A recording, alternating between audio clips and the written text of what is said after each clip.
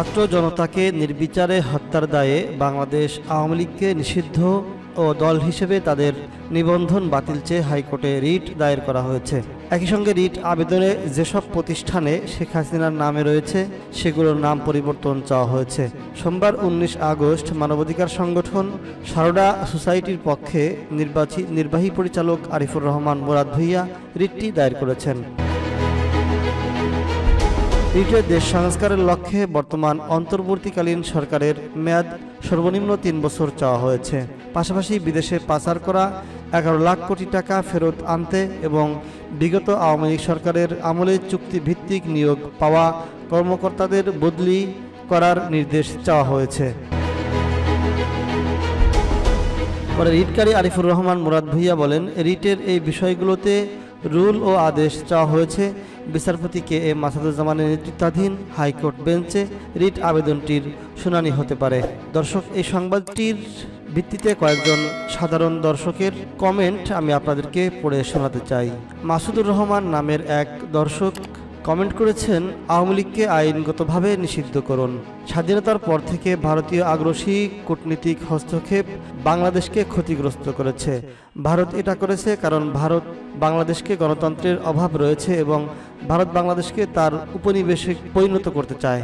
আওয়ামী লীগের ভারতের সাথে ব্যবসায়িক স্বার্থের দীর্ঘ ইতিহাস রয়েছে এবং তারা সবসময় বাংলাদেশের সার্বভৌমত্ব ভারতের কাছে সমর্পণ করেছে।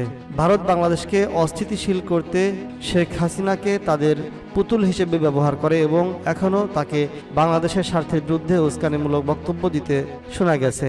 আওয়ামী লীগ ভারতের সাথে একটি প্রভুত্বের সম্পর্ক বজায় রাখে এবং শেখ হাসিনার ছেলে ভারতকে বাংলাদেশের রাজনীতিতে হস্তক্ষেপ করার জন্য আহ্বান জানিয়েছে। 2024 সালের জুলাইয়ে আগস্ট মাসে ঘটে যাওয়া গণহত্যার সময় আওয়ামী লীগ মানবতা বিরোধী অপরাধ করেছিল এবং সেজন্য তাদের নিষিদ্ধ করতে হবে।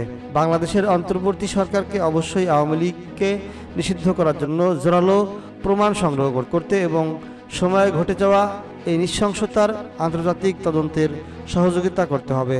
বাংলাদেশে ভারতীয় প্রভাব দূর করতে আওয়ামী লীগকে নিষিদ্ধ করা জরুরি।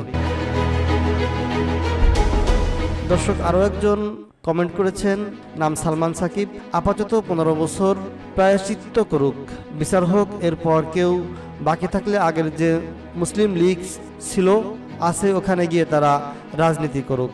আরও একজন আবুল খায়ের শাহজাহান কমেন্ট করেছেন, ওরা তো বাংলাদেশ চায়নি, আর আওয়ামী লীগ নিষিদ্ধ, বঙ্গবন্ধু মুরাল ভাঙ্গা একই সূত্রে গাথা। আওয়ামী লীগ নিষিদ্ধ, বঙ্গবন্ধু নিষিদ্ধ মানেই বাংলাদেশ নিষিদ্ধ, আবার পাকিস্তান মানে দ্বিতীয় যুদ্ধ আমরা করব। আর একজন কমেন্ট করেছেন, নাম শাহাবুর রহমান, ইলেকশন ভয়ঙ্কর বীজ, খাসাই উপযুক্ত স্থান, অতএব জনকল্যাণে যেটা মঙ্গল সেটাই করুন।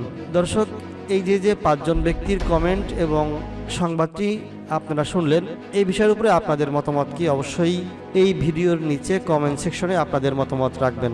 ইনশাল্লাহ আপনাদের কমেন্ট, আপনাদের মতামত অবশ্যই অন্য কোনো ভিডিওতে পড়ে শোনানো হবে।